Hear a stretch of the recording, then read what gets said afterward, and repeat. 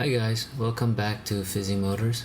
Today I'm sharing with you a very extremely embarrassing story from 4 years ago with my MX-5, the car which I've since sold.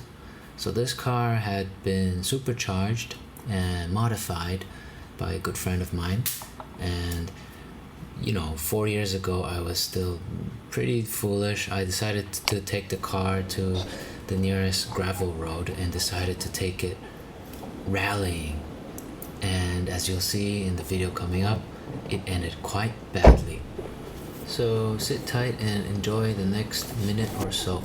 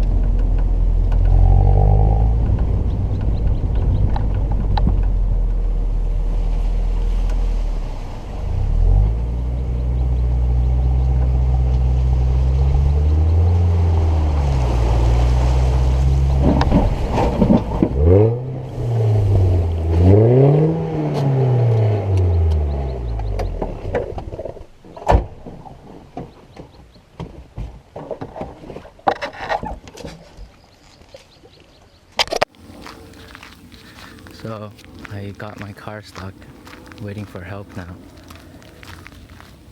in the middle of nowhere.